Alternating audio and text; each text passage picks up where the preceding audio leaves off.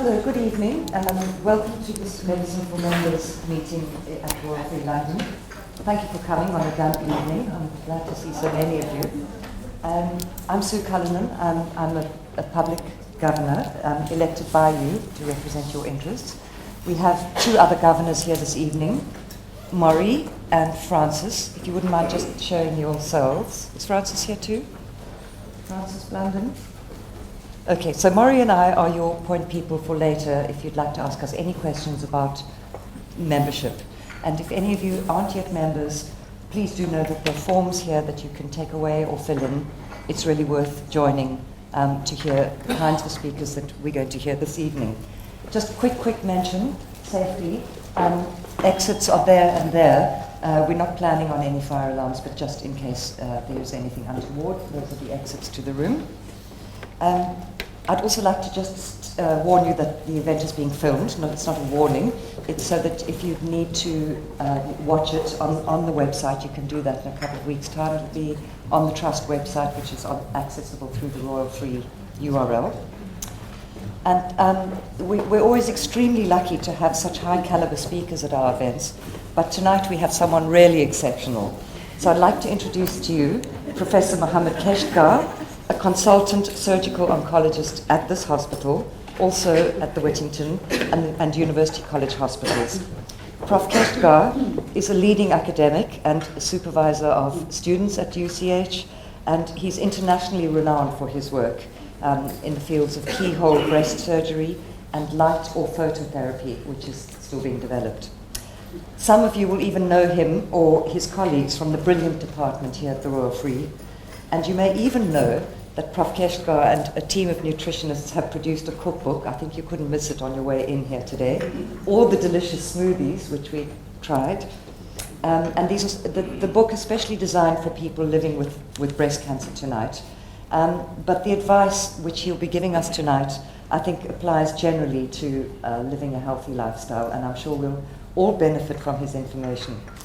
There'll be about 20 minutes, if we're lucky, for questions afterwards.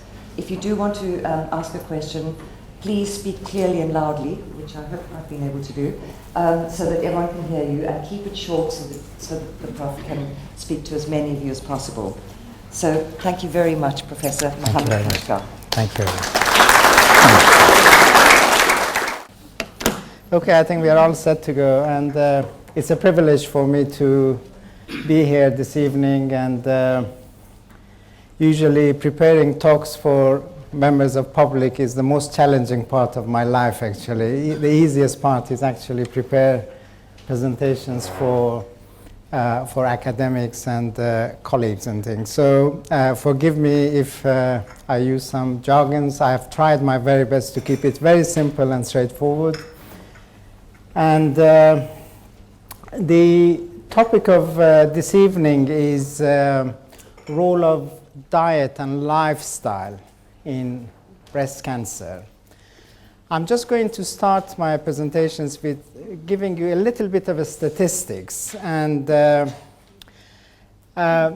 talk is very general, okay, and it's we can then talk about some specific aspects. Hopefully some of your questions with regards to this topic would be answered during my talk. However, I'll be happy to take some questions at the end. So the aim of this presentation is basically to tell you a little bit about breast cancer and the causes and signs, because this is the month of breast cancer awareness. So just those of you who may want to know a little bit more about that, role of diet and lifestyle.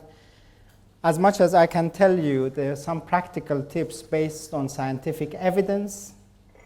And then I'll tell you how I came about the idea of the cookbook for my patients, and also give you a little bit of an introduction about the book as well. Now, some of the data here is rather staggering. I mean, 1 in 3 women in the UK will develop cancer at some point in their lifetime. I mean, that's a very sort of worrying statistics. And then if you look at men and women, 1 in 2 of us will get cancer in our lifetime. So the odds are not like winning a lottery. And the most common female cancers in the UK are breast, lung, bowel, womb, ovarian, and lymph node cancer, lymphoma. Now, when I give a diagnosis of cancer to my patients, the first reaction after getting the shock of the diagnosis is that, but no one in my family had cancer. And I want to emphasize, it's only 5 to 10% of breast cancer is actually transmitted through the faulty genes, and the rest are due to other causes. Now, breast cancer, all of you know, is by far the commonest cancer in women worldwide. And the rate, again, in this country is 1 in 8 women will get breast cancer. Just by being in this part of the world, you qualify for that sort of a worrying statistics. And nearly 1.5 million women are diagnosed worldwide every year with breast cancer. And this is no longer the disease of Western world or developed world in inverted commas. Now, recent publication in The Lancet has actually shown that the rate is also significantly increasing in developing countries to an extent that it is becoming something short of an epidemic of the disease. And we need to start looking at why this is happening. Now, this is some data from Europe looking at all solid tumors. What you see here in red is the incidence, and what you see in yellow is the mortality. And you can see the incidence of breast cancer as compared to other cancers, how significantly prevalent it is. But thankfully, you can see how the mortality as compared to the incidence is so low. And the good news is that we have made a significant progress in treating breast cancer. And the mortality rate is record low, and thanks to very effective treatment and also early diagnosis that we have achieved this. Of course, we have got a way to go with regards to eradicating the disease. However, as we progress, we are left with other challenges, and as we are making progress, the incidence also is increasing. Now, this month, as I told you, is a breast cancer awareness month, and of course, I thought perhaps I just spend a few minutes just talking about what are the causes and signs and symptoms of breast cancer, so that just as a general advice for those of you who are perhaps not familiar with it. So breast cancer, when we see cases in our clinic, majority come with a lump that they have felt in their breast. Sometimes they come with a change just that they have found in the shape or the size of the breast, some skin changes, as I will show you a few examples, some discharges from the nipples or nipple inversion. Pain is a common symptom, but rarely it is related to breast cancer. However, if the cancer is more advanced locally, it can be painful. As I mentioned, some of these patients come because they are worried because of their family history, and they are concerned that it may have they may have a faulty gene. And a percentage of the patients we see in our clinic, they actually are screen detected. They are asymptomatic, and they go whilst shopping in Sainsbury's. There is these mobile units, and they go for a mammogram, and then they get a call that we have found a tiny abnormality, and some of those patients are diagnosed with breast cancer without having any symptoms in their breasts. So just giving you a few examples, you can see here obvious lump in the breast. You can see sometimes the sort of in drawing of the nipple, you can see when this lady's arms are by her side, it's not that obvious, but when she puts her arms up, it becomes very, very obvious. So those of you who want to do a checkup, sometimes it's good to stand in front of a mirror and do this sort of thing so that you just see if there are any changes in the breast. And also sometimes you can see in this lady, she has got a very deformed breast on this side, and then of course, when you look from the side, you can see 2 areas of cancer. Occasionally, we see patients with discharges from the nipple, especially bloody discharge. And sometimes changes in the skin of the breast, like an orange peel. We call it peau d'orange.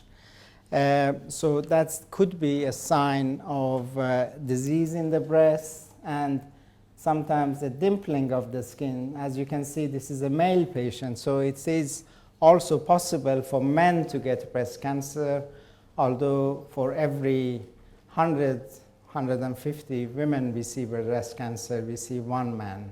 However, I assure you, men have their own problems with prostate and other things. So, and then sometimes ladies leave it for rather long, and these are rather advanced, locally advanced cases of breast cancer. And these are type of things that you sometimes think that you won't see in this part of the world, but and these are not ignorant people. They are very highly educated people. However, sometimes they choose to try other ways of treatments, and of course, unfortunately, in majority of those cases, the cancer progresses. Now, with regards to the causes, breast cancer is a multifactorial disease, and we can't pinpoint one cause. And sometimes the patients of mine, when I talk to them about the disease, they then start looking back and putting a retrospectoscope, if you like, and then saying maybe what I did was wrong and trying to blame themselves, which I significantly and try to discourage them from doing that. However, the causes that we are aware of, the sort of the early menarche, late menopause, late pregnancies, you know, the lack of breastfeeding, use of contraceptives or HRT, and also we do know that alcohol is related to breast cancer. Now, the other piece of statistics is that only 30 to 40% of cancers that we see have got known risk factors. So 60 to 70% of them, actually, we can't find the actual risk factor that you can pinpoint in them. And again, it raises the question of why we are seeing these patients, and also why the incidence is rising. So it just makes you do a bit of a lateral thinking about it.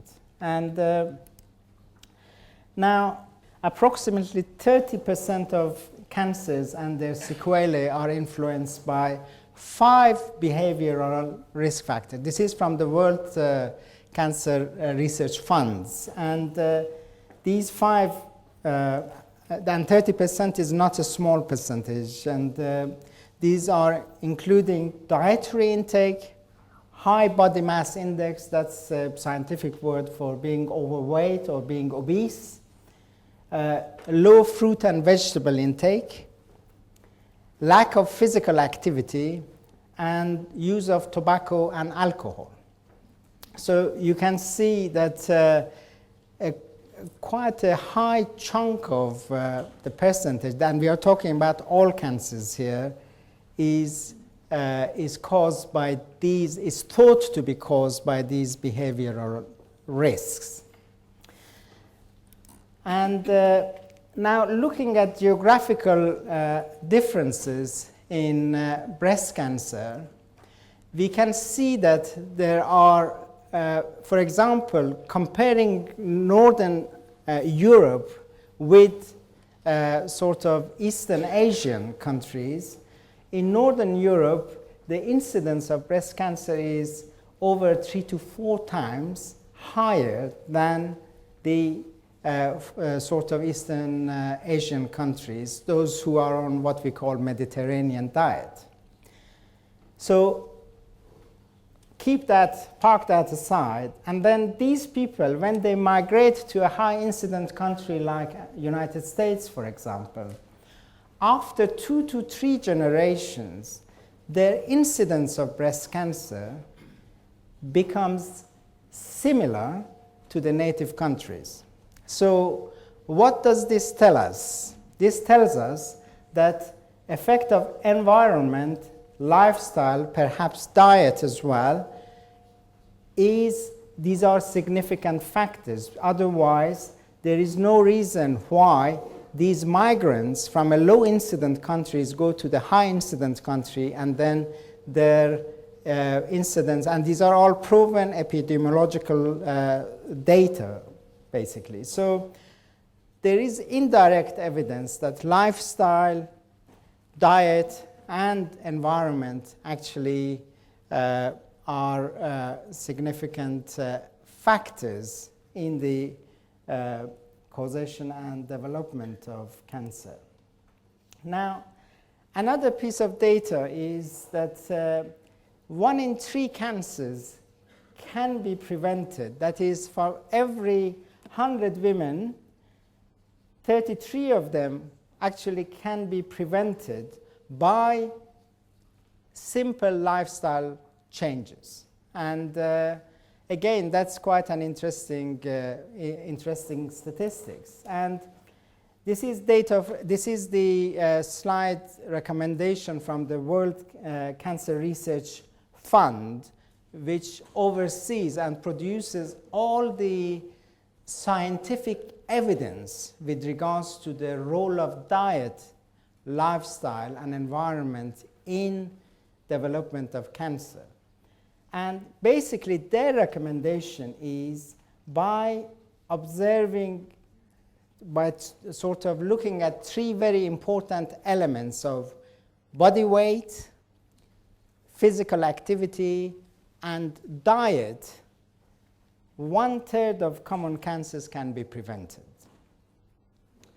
Again, that's a very significant, these statistics are similar to some of the treatments that we actually give to some patients. And there was on the news that one center in France recently, I saw it this week, that actually they prescribe physical activity. It's a prescription to the patients with regards to what sort of physical activities they have to do. It's not a touchy-feely stuff. It's actually important. And with regards to the body weight, there is a definite link between the body mass index, that is whether one is overweight or obese, and risk of breast cancer. And in particular, excess weight around the stomach is a risk factor for postmenopausal breast cancer. And 5% of these cancers can be avoided by maintaining a healthy body weight. Now, the question arises why body fat actually increases cancer risk. What's the relation between these two? And you have to realize that fat is an active tissue and it produces hormones, especially after menopause, when ovaries shut down, fat takes over and it becomes, if you like, a production factory for the hormone, female hormone estrogen. And hence these new drugs that have been developed that blocks that pathway. These are called aromatase inhibitors, that they block the aromatase pathway, and if you like, these drugs shut down the production factory for the estrogen through the fat that body converts into estrogen. So more fat you have, more hormone the body produces. And of course, this encourages the cells to divide and grow, and then increased division sometimes becomes out of control, and that's what is the definition of cancer, when the growth of cells becomes out of control, it's cancerous process, basically. Now, there are a few tips with regards to body weight. I mean, I'm sure all of you know this. And I mean, some of the tips, these are again from the World Cancer Research Fund. And you have to eat healthily, lowering the energy density, that is, use the stuff that hasn't got a high calories, but they are filling. You have to move more and increase your physical activities. I'll be talking about the physical activity shortly. You also need to look at the portion sizes. I mean, those of you who have been to the States, I mean, it's unbelievable. Just one portion, they give it to you, and it's just absolutely frightening. And when you go to the restaurant, perhaps take a smaller portion or share it with your friend, or and also avoid sort of finishing off everyone's leftovers, basically. And also, very importantly, avoiding sugary drinks, because you will be amazed the number of drinks one take, and then if you add them up together, that becomes rather quite a worrying amount of calories that one puts in. Now, physical activity is well known that it controls weight. However, that's not the means of weight reduction. That helps with the reduction of weight. So sometimes people think that they can eat anything and then do a bit of physical activity. However, you have to realize if you are taking a bar of Snickers, for example, then you have to do 30 minutes of sort of cycling to burn it off. So that's a balance you have to take, really. And then we know that it reduces the risk of heart disease. It's good for reducing your blood pressure. Scientifically, it actually releases a hormone called endorphin. It's called happy hormone. So those of you who have tried doing some physical activity, you just see that at the end of it, you just really feel on top of the world. You really are proud of yourself, and you are feeling happy inside. And that happy feeling is very important in actually controlling your internal environment with regards to the body functions. And it actually gives positive signal in your body, which is very important. It also keeps your bones strong, especially those of you who are postmenopausal, and in particular those who either have got a family history of osteoporosis or are on these drugs that can cause thinning of the bones, aromatase inhibitors like anastrozole, letrozole, or exemestane. So weight-bearing exercises like walking, jogging are very good at strengthening your bones. And of course, it is well known to reduce the risk of developing at least two cancers, one breast and the other is bowel. The Department of Health advises moderate intensity physical activity, 30 minutes at least 5 days a week, or high intensity exercise for 20 minutes 3 or more days a week. So again, you have to really put it as a pattern in your lifestyle. It's not really an optional extra. I think one has to look at it as you have to go and eat on a daily basis. You have to I mean, we are in a sort of a society now that it's becoming so, everyone is so busy that we just don't find time for these things. But it is rather important to consider physical activity as an important part of your daily routine.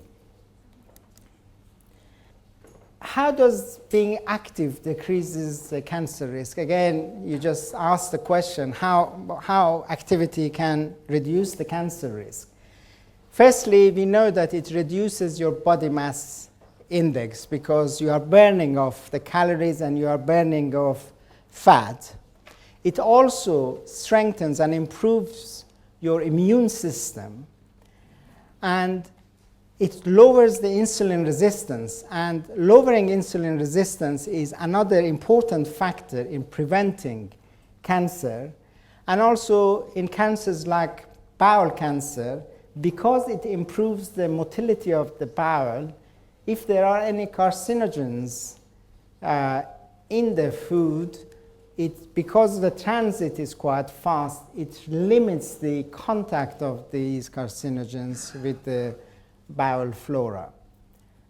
Are we all right so far? I'm not getting too carried away here, no? Okay. Now, diet.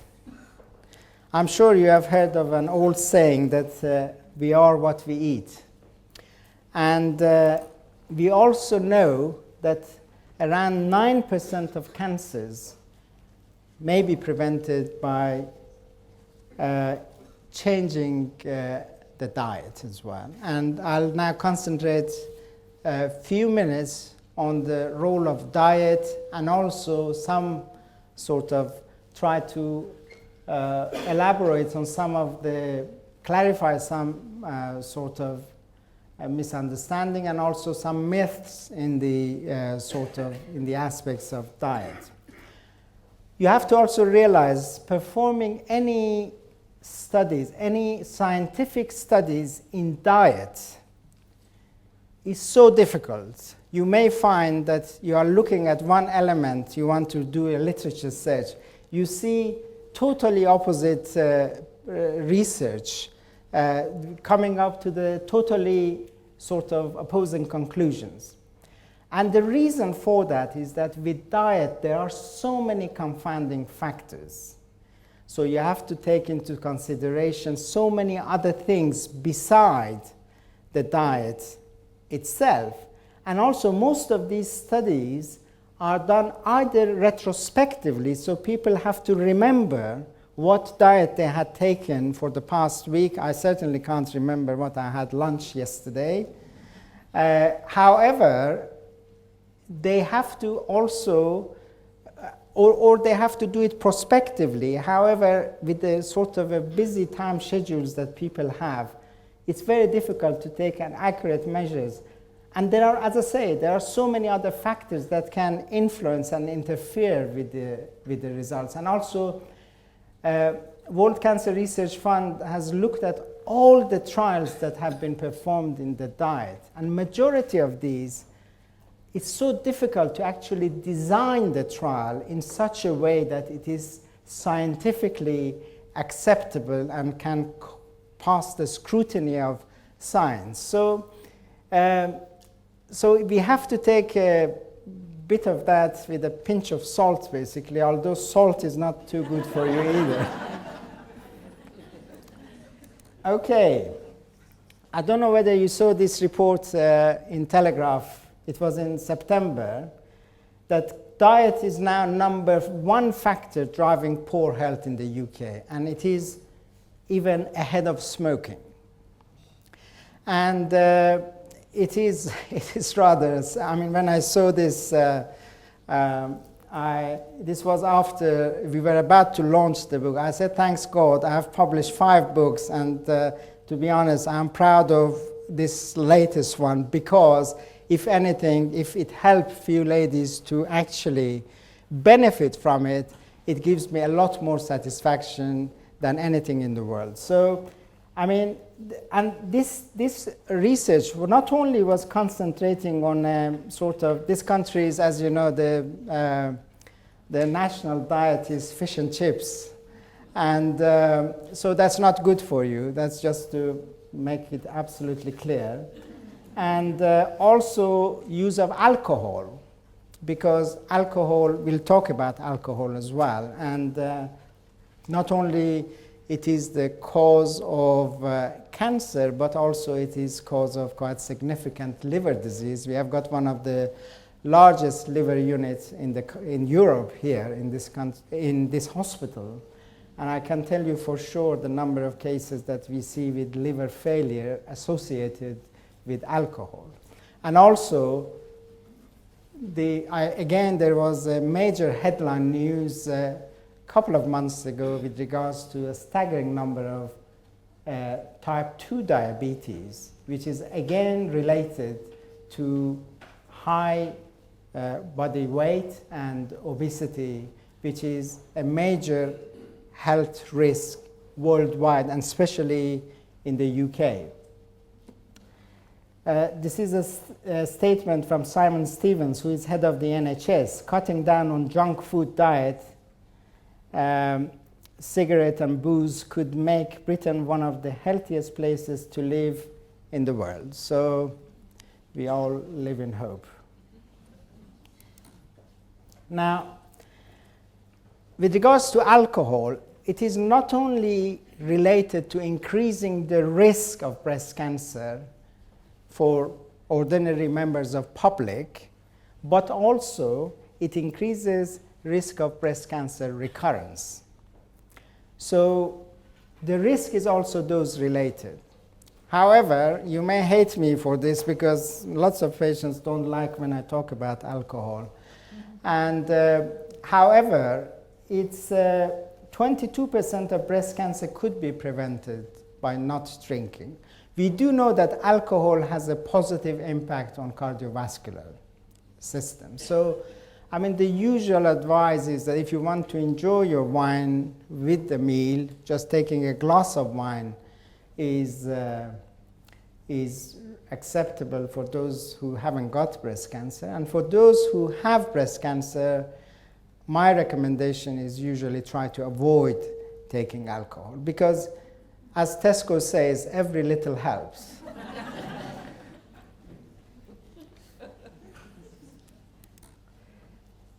Now, how does alcohol cause cancer? Now, one of the mechanisms is that it impairs the ability of liver to remove the estrogens from the bloodstream. So it leads to increased rise in the level of blood estrogen. And when the body breaks down alcohol, it can also directly damage the DNA, and that can also lead to production of cancer-causing compounds. And also, we do know that alcohol has got a high calorie index. So, I mean, of course, in moderation is fair enough. However, those who especially use lagers and beers and things, there is quite a lot of calories on those, and one has to be aware of the sort of that side of the sort of the calorie side and increase in the and cause of obesity and being overweight. And with regards to dietary fat, again, there are evidence to suggest that total amount of fat, as well as saturated fat, which we call them bad fat, if you like, it increases the risk of postmenopausal breast cancer, and also for those who are diagnosed with breast cancer, it actually is related to poorer survival. And sources of these fats include butter, margarine, cooking oil, fats from meat, hidden fat in cakes and biscuits. So especially cakes and biscuits have got lots of hidden fat in them, and one has to be very careful, especially if you have not cooked the cake yourself and you don't know exactly what has been used there. At least one has to pause and have a look and things, because more delicious the cake is, perhaps more fat it has got in it. Sugar and carbs, again, analysis of studies suggests that there is absolutely no association with carbohydrate intake and breast cancer risk. So, you know, sometimes there is this myth that you take sugar and sugar feeds cancer cells. This is absolute rubbish. I mean, the way that sugar can be harmful is that too much of sugar intake can lead to being overweight and obesity, and then of course is a risk factor. We do know that obesity is a risk factor for breast cancer.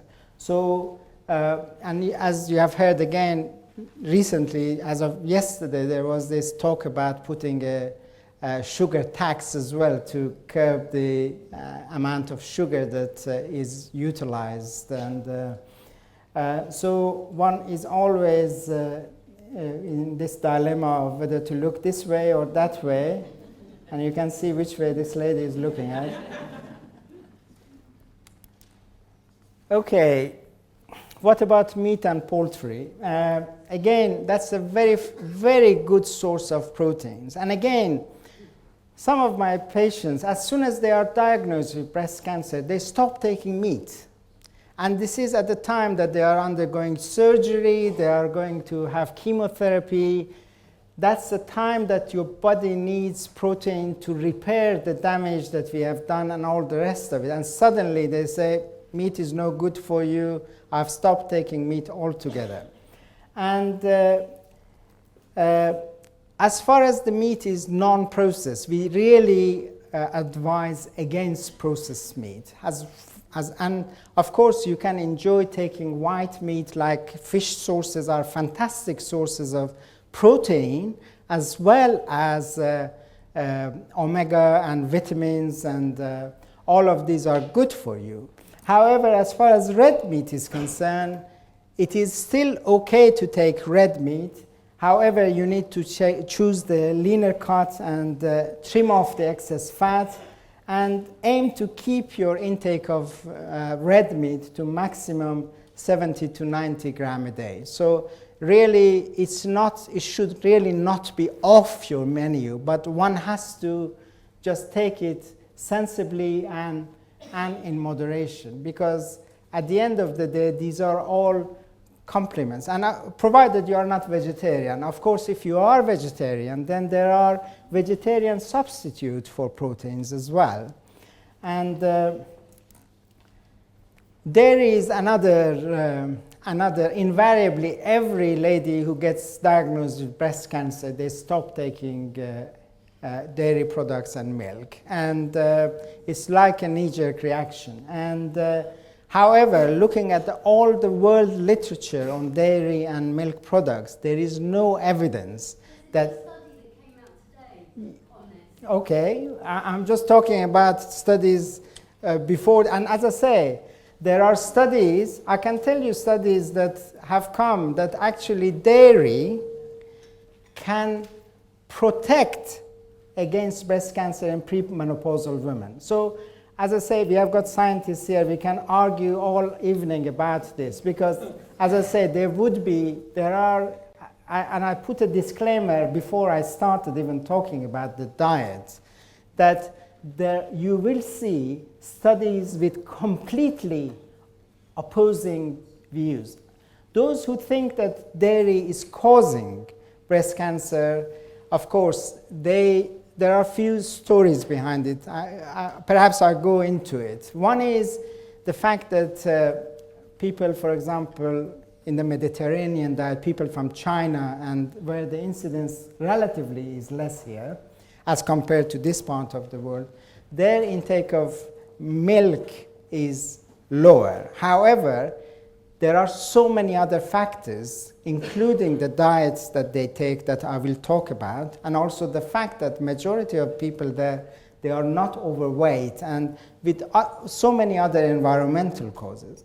The other sort of fact against using milk is that some claim that it has got hormone in it, and of course the hormone can affect hormonal breast cancer. However, the structure of the hormone that comes from animal sources, again, I'm told by my scientist colleagues that are different from the human sources. And so with regards to the dairy, they are very important sources of calcium, essential for bone health. They have got immunoglobulins in it, they have got protein in it.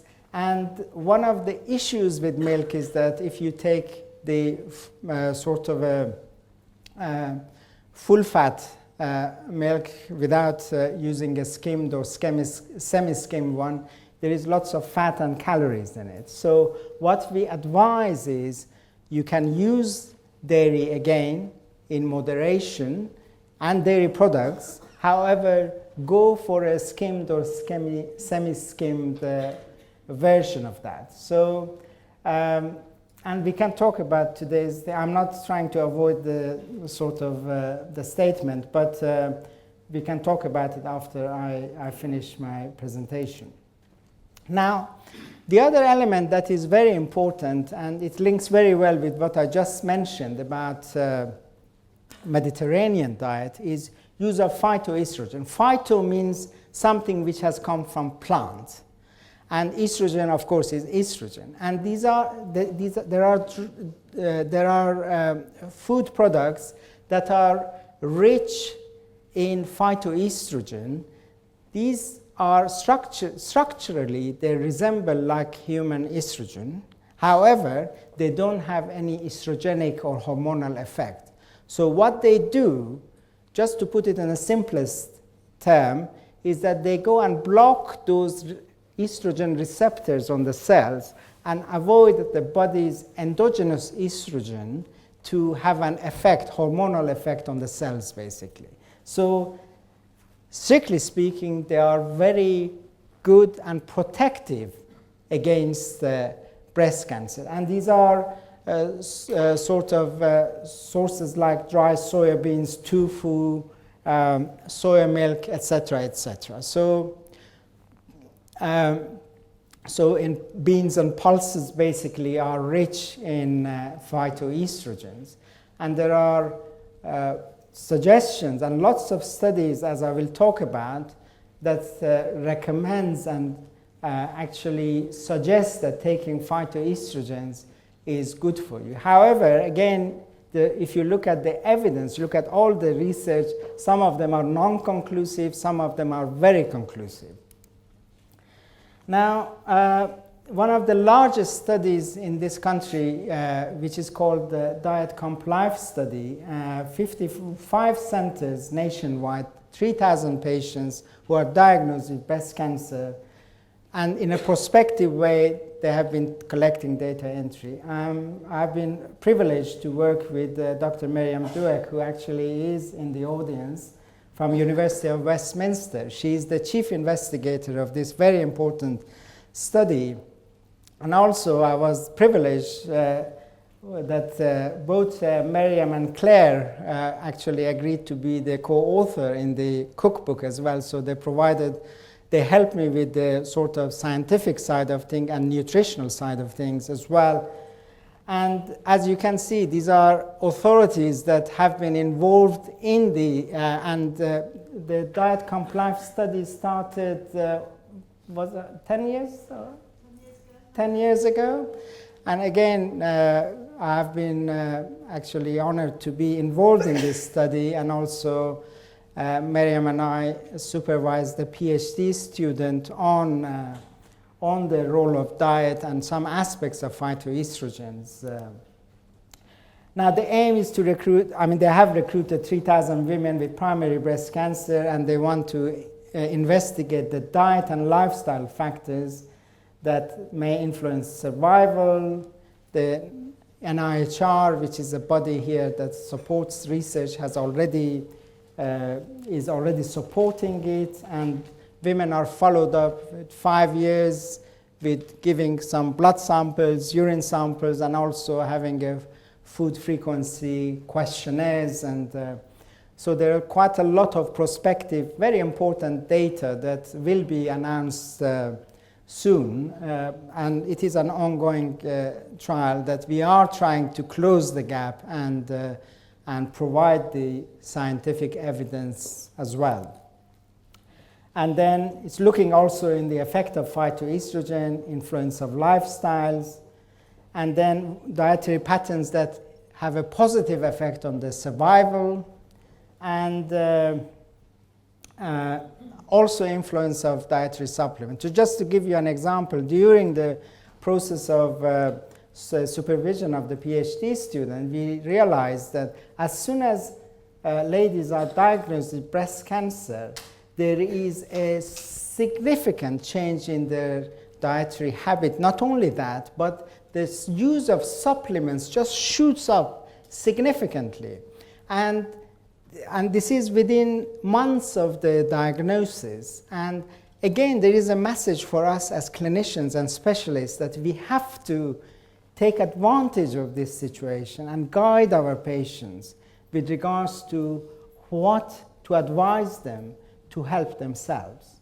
Because one of the major problems that most of my patients have communicated with me is not only the shock of the diagnosis of breast cancer, but also the fact that they lose control. Suddenly, they see me as a stranger, they have to come and talk to me, and then they have to trust my judgment, and loss of control is one of the major problems with regards to breast cancer. And as I'm sure most of the ladies agree with me, always ladies would like to be in control.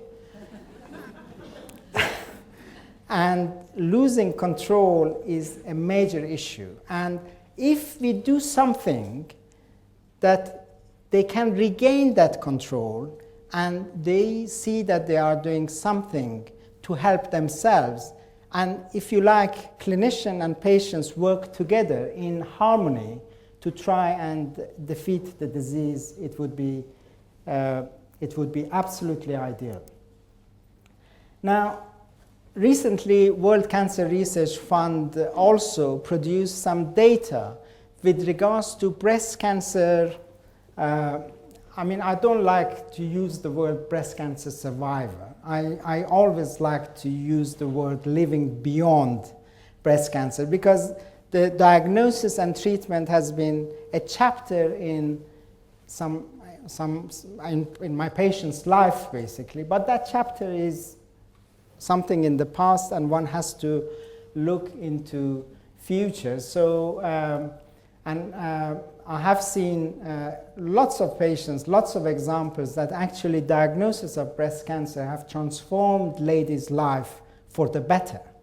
So, and as I told you, this treatment has been very successful as well. They have been very successful in the sort of treatment, so that we are reaching a stage that we are labeling early breast cancer as a chronic disease, and one has to take all of these things in mind. So the factors improving breast cancer survival after analysis of all the data worldwide, meta-analyses of all clinical trials, randomized trials, comes with these factors: a healthy body weight, being physically active, eating foods containing fiber, eating foods containing soy, and also lower intake of total fat, particularly saturated fats. So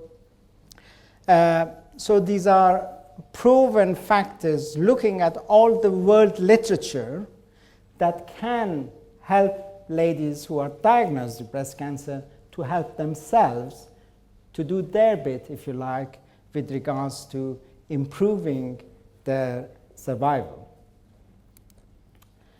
Now, we all also know, some of you that have gone through chemotherapy or know someone who has gone through the chemotherapy, that there are some effects that chemotherapy can have on the sort of eating habit, if you like.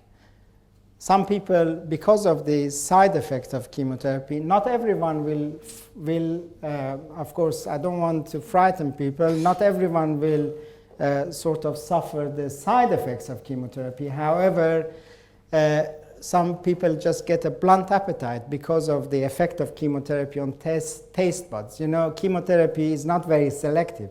All the cells that are reproducing quickly in the body, including hair follicles, taste buds, they can have an effect because of chemotherapy. So appetite can be a little bit blunt or lack of it.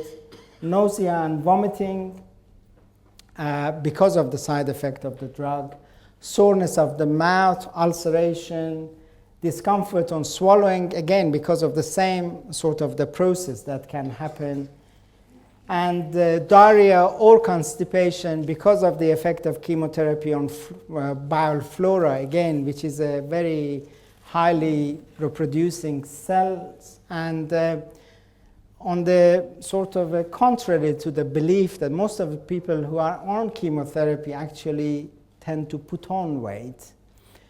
This is a combination of several factors. One is they are not as active as they used to be, a bit of comfort eating and feeling sorry for themselves, and also sometimes taking the steroids can cause the body to just retain fluid and just one gets a bit bigger in size. And again, I'll talk about some of these things and some of the sort of recipes that we have specially designed for people who are undergoing chemotherapy in the book as well. Now, so you may ask, how come a surgeon decided to write a cookbook? And although I like cooking, however, I have said publicly that my wife is significantly better cook than I am. And of course, I have no experience of writing recipes either, so there are a few disclaimers I have to put here. However, over the years, patients of mine used to sort of say that, look, you guys are very good at treating us. However, after the treatment is finished, we really feel a bit abandoned and we just really don't have anywhere to turn. And also, when we look for advice on various aspects of diet, and specifically one patient of mine who actually is in the audience came to me and said, look, why don't you tell me what to eat, for example? And it just started making me think. And I had the background in the role of diet, and also I was, as I said, privileged to work with Miriam and her team. So I started looking into this, and although most of the literature that is out, there are fantastic literatures from Breast Cancer Care, Breakthrough Breast Cancer, CR UK, all of these very good charities that produce this information for patients. However, they talk about ingredients. But then what I thought would be useful for patients is just putting these ingredients together to make it a food that, based on the evidence that we have got from the world literature, so it would be scientific as well as sort of as well as, and it would be hopefully therapeutic. So putting this, and this was my 5th book, as I mentioned. So in the previous books, I had to contact the publisher, then they had to ask me to write a synopsis of what I'm going to do. So I just did the research and I found one of the top publisher in the country, and I just made a phone call to the person who was responsible for this, and I just said, this is the idea and what do you think? And I mean, within the same day I got the answer. They were very, very excited about it and supportive. And then, of course, my next task was to put a team of experts to look at the scientific side of things, nutritional side of things, and also recipe side of things. And I must say it has been one of the most enjoyable sort of academic activity of my life that I have done, working with a multidisciplinary team from different walks of life, if you like, and different professions. And it was significantly educational for me. And it was 2.5 years of hard work. However, as you can see, all the credits to team from Quadrille over there. Of course, scientific team, including Claire Robertson, who is a registered nutritionist, and she's a member of audience here, and Dr. Miriam Dueck, who is the team leader at University of Westminster and scientist who has been working on the role of diet for many years. And as I said, we had a fantastic team to sort of put things together. And just give you a few, if you like, taster of the book. There are over 100 healthy and easy to make recipes. There is an introduction which is written by us with regards to the background on the science. Some of the extract I just mentioned to you today. There are soups, salads, fish, poultry, vegetarian dishes, desserts and treats, and of course non-alcoholic drinks. So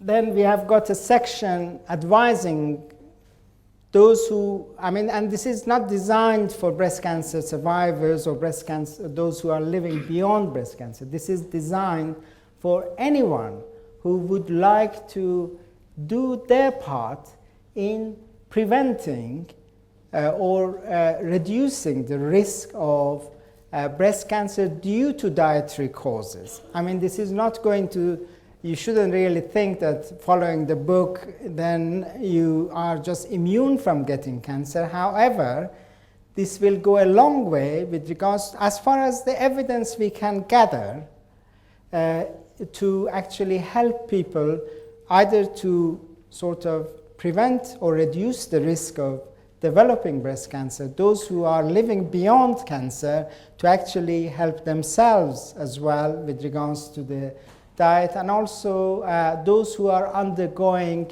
treatment at this time. Again, there are sections for those as well, how they can use and help themselves.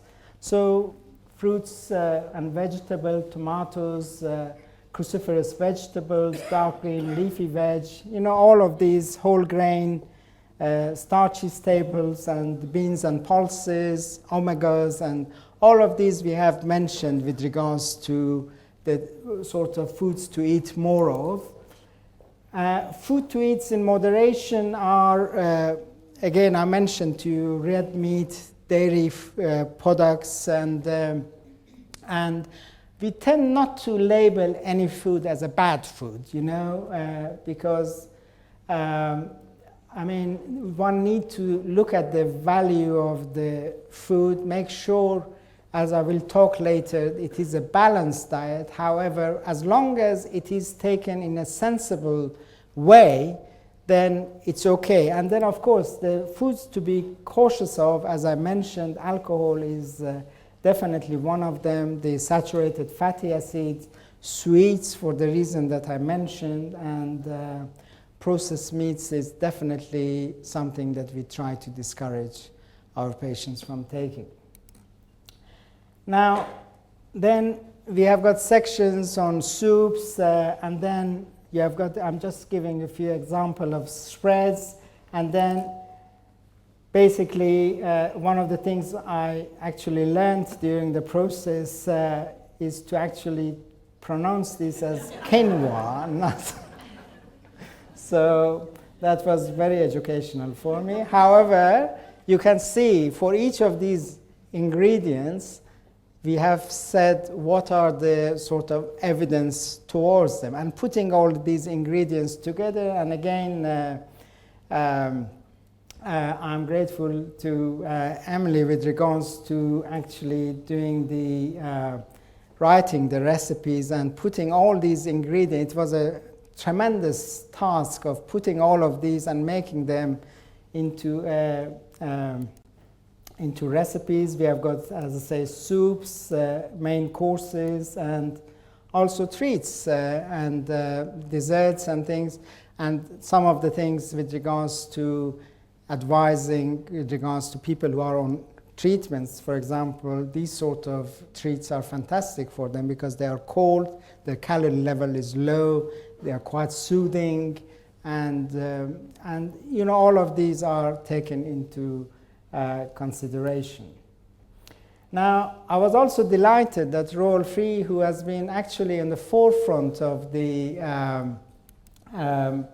improving food for patients, and there have been many sort of projects in the hospital with with the celebrity chefs, James Martin, and soups and things. As soon as they heard about it, they were extremely proactive. And as you know, Role Free now extends to Barnet and Chase Farm Hospital and also Community Hospital in Enfield.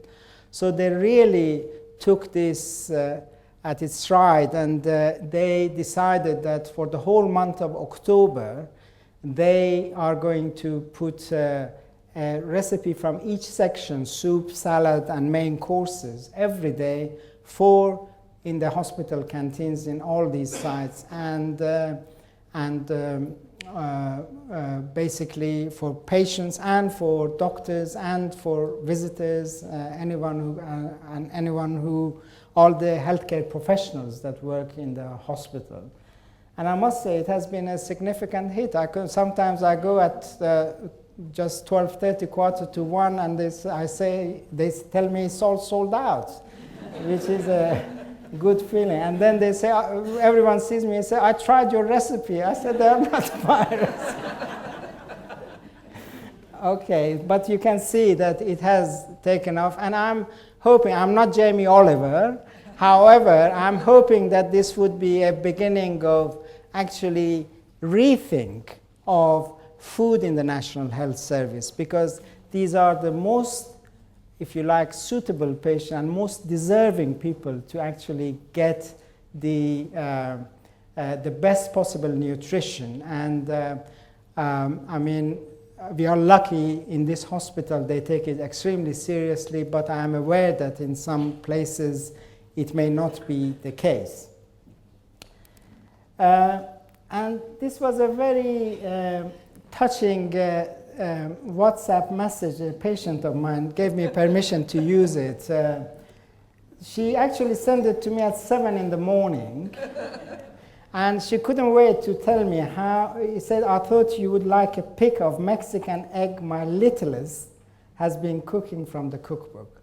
And honestly, it brought tears to my eyes, because it actually adds another dimension to the whole process of coping with cancer. Because, you know, the breast cancer does not affect an individual. It affects the whole family. And not only acts like this would be beneficial for the patient, but to be honest, it's very therapeutic for the kids and the members of the family to actually bring the family together, because everyone wants to do a little bit to help. And I thought this was rather a touching message from Caroline.